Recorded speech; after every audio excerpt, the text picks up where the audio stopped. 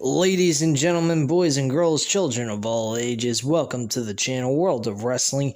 Here today to discuss about AEW Rampage, November 19th, 2021 review. I will be touching on SmackDown as well as the 8 releases that took place last night. On the next video after this, this is going to be a short video. I have gotten halfway through SmackDown before we reach the 10 o'clock hour. Unfortunately, I was unable to watch the entire thing before 10. I didn't get started until 9 o'clock. So I do apologize that I'm not able to do a double feature on this one video. But I got a lot of things to discuss on the WWE end, which is not going to be pretty. It's going to be a lot of ranting, a lot of raving. So anticipate that later on tonight. I'll probably have it uploaded by 2 o'clock in the morning. I got a long night ahead of me, so let's get this show on the road, shall we? So, AEW Rampage, my thoughts on it, not as good as the last couple of weeks. Rampage tonight was really not all that entertaining. Darby Allin went up against Billy Gunn, and the match was whatever. It really wasn't that big of a fucking deal. Obviously, Billy Gunn was not going to win this match. I mean, you got to be out of your fucking mind to have Darby Allin lose to Billy Gunn of all fucking people. So obviously, Darby Allin won with 2 coffin drops. Why he had to win with 2, I have no idea. Billy Gunn kicked out at 1 on the first coffin drop. Why the fuck is he kicking out of any coffin drop? I was pissed off about that. I really thought that was a load of shit. The next match on the card was Red Velvet versus Jade Cargill in the tournament for the TBS Women's Championship. This was an okay match. It was somewhat one-sided in most cases, but it wasn't terrible. It was an okay match. This is nothing to cry home about. Nothing special happened. Jade Cargill got the victory, obviously. I mean, looking at the size difference, there's a fucking total disadvantage for Red Velvet. Red Velvet fought hard in the match. She's fought her twice, and each time she fought extremely hard, worked her ass off, but could not get the victory in the way they portrayed her in this match. I thought she did as well as she could despite the size difference between the two, but unfortunately the size difference does play a large factor, and it makes a lot of sense for them to have Jade Cargill win over Red Velvet in the last 2 meetings that these 2 women have had. So it makes a lot of sense, and I appreciate them making logic of things instead of trying to do the impossible. The only way Red Velvet would believably win a match against Jade Cargill is it had to be with no rules. Literally. That's the only way I could see Red Velvet beating Jade Cargill, because she could use weapons to get somewhat of an advantage or make the odds even in her favor, since she's a such smaller woman to Jade Cargill. Jade Cargill is like a fucking monster. She's about the same size as fucking Chyna was.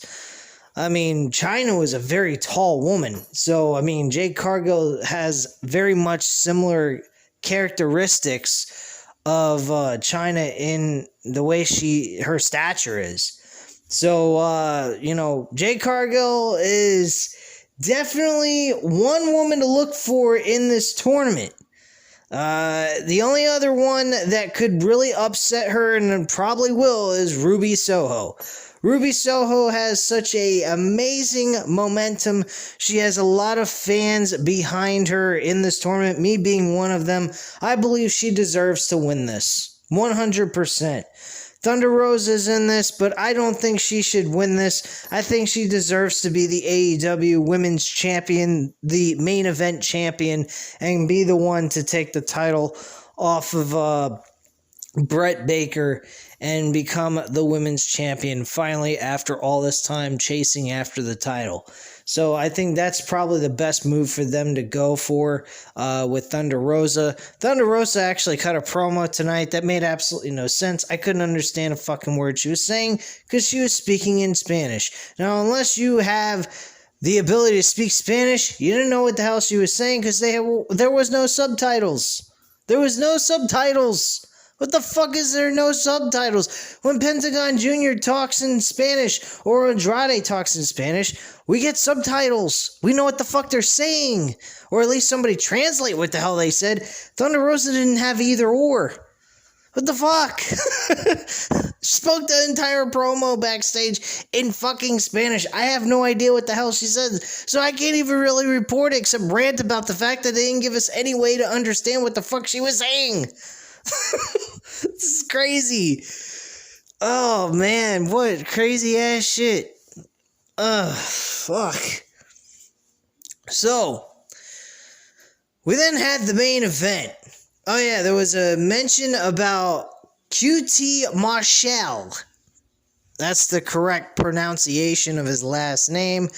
Challenging CM Punk in Chicago.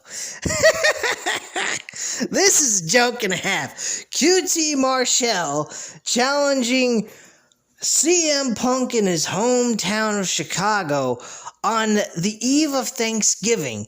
He thinks he's going to go over against CM Punk. Holy fuck, what a delusional motherfucker he is. Anyway, that match is going to take place on Wednesday night, this coming Dynamite. I am so glad I'm going to have a 4-day weekend from fucking work. Thank you, Lord. Man, am I getting tired of working. Shit.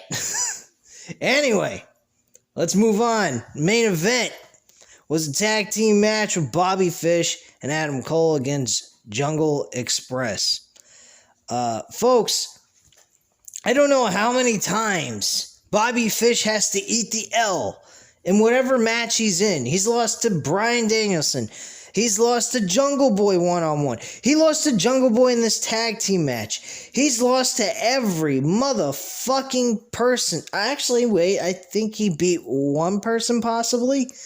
I think he might have beaten one person. But every person he faces, he loses.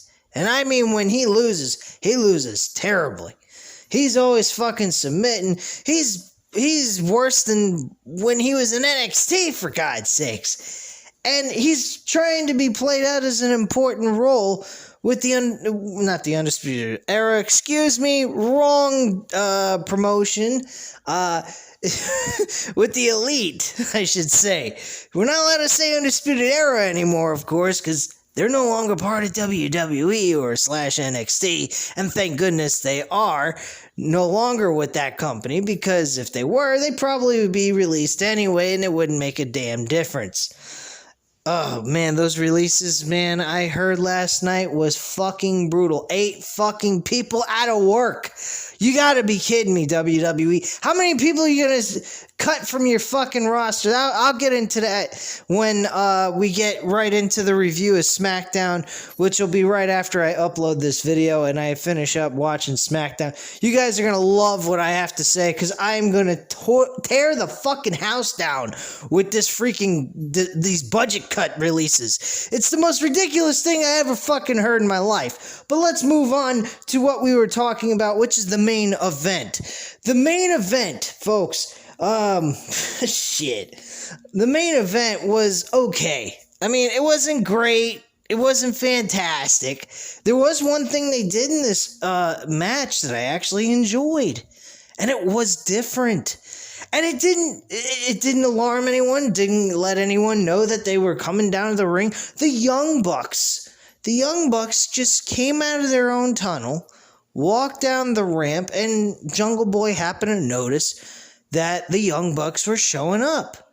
No music played, nothing hit the Titan, the screen, nothing. A moment that Christian Cage was seeing and probably was watching backstage what was going on. The moment he saw that the Young Bucks were showing up, he came out with his other friend, the Chair, and he chased them around the ring like they were chasing after the 24/7 championship. I can't believe I just used that analogy, but you get my drift. They were running around the ring while Christian Cage wanted to hit him over the head with a fucking steel chair. Adam Cole, for whatever reason, was on the outside and was being chased as well by Christian Cage with the chair, and he ran up the ramp with the Young Bucks, leaving Bobby Fish completely by himself while Christian's standing there with a fucking chair right in front of the ring so that he can't come down the ramp and get back into the match.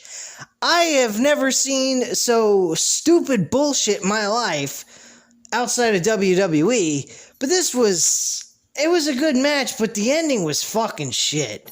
I mean, come on, you can't leave Bobby Fish sitting there by himself with no fucking partner. That's such bullshit. If I was Bobby Fish, I'd be turning on the Elite. I'd be like, what the hell am I, a fucking beat-up toy for you guys? Like, what the hell is your freaking problem? I'm sitting there by myself with nobody helping me out. I'm in a tag team match, and you're up the ramp with the Young Bucks just staring down at the ring going, well, I don't know what to do. I'd be fucking pissed if I was in Bobby Fish's situation. That's what they need to direct this whole focus on. Bobby Fish needs to be angry on the next time we see him on television. Bobby Fish should be pissed. This is freaking ridiculous. This poor bastard's taking L's up the ass. I mean, it's freaking retarded. But hey, man, it is what it is. The show was what it was. It wasn't that great of a Rampage. It was okay, I would say that.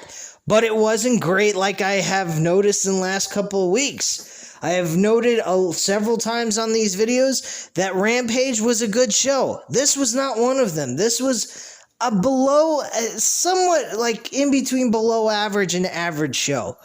That's really where it lies with me. They could have done something a little bit more entertaining, I guess, but, you know, it is Rampage. They just came off of their Full Gear pay-per-view, and they did a good job with AEW Dynamite this past week, so I'm not going to totally bitch all over them on what they did, but, that's all I have to say on this episode of Rampage. So if you like the video, hit the subscribe button if you're not already subscribed to the channel.